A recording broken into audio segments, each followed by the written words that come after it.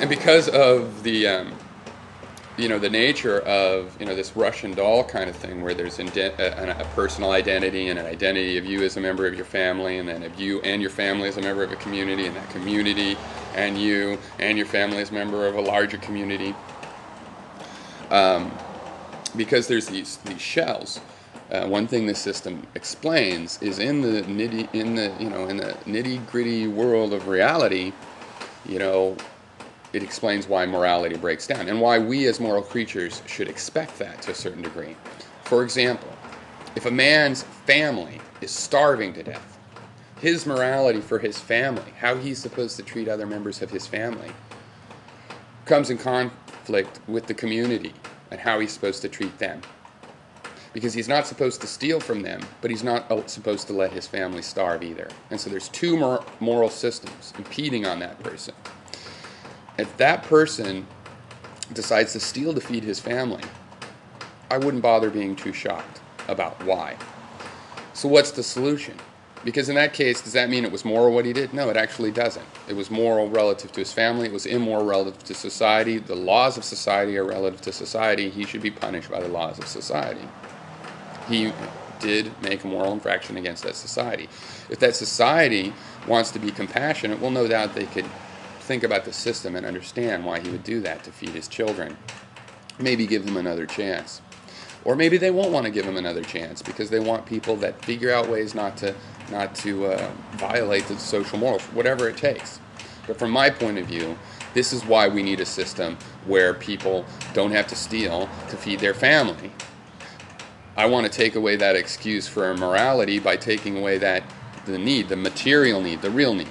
Okay, not just because they're selfish and are stealing something for their group, but because there really was a conflict. That I can really imagine that conflict. To have a peaceful world where everybody's moral, therefore, you have to make sure people are treated right on an individual and a small group scale, or else you cannot expect them to take part in your large group morality. If you're violating their narrow group morality, then you don't have a strong case for them to respect your larger group morality. Okay.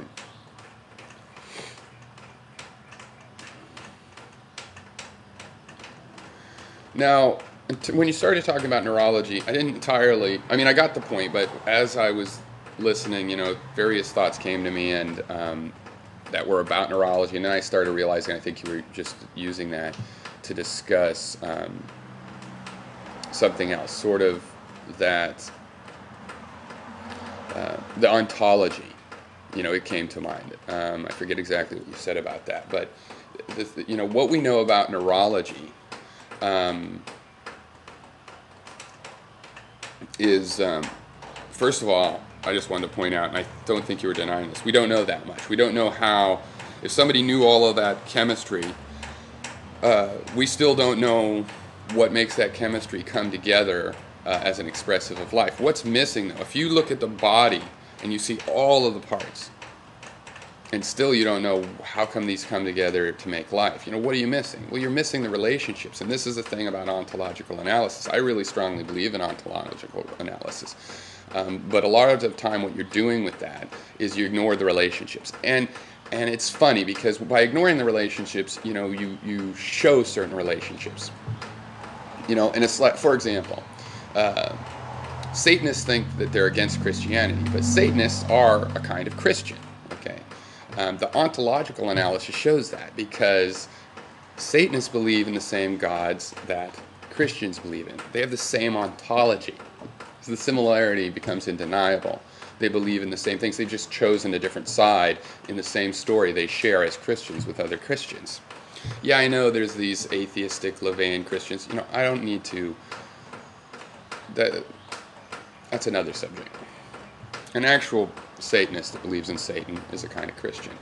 But on the other hand, if you thought that Satanists and regular Christians got along because they're the same in that sense, then no, you'd be making a mistake, because the whole point of this ontological analysis, you sort of ignore the relationship between Satanists and Christians and the fact that they hate each other. So to get the big picture, you got to reintegrate and look at all the relationships. And then this also sort of repairs ontological analysis, because in the end, when you do ontological analysis and you separate the relationships from the parts that are related, really in your ontology you need to put the relationships back in. So your ontology is includes God, the devil, and stuff, but also it includes a concept of relationships. So in the ontology that the Satanists believe in, there's elements that are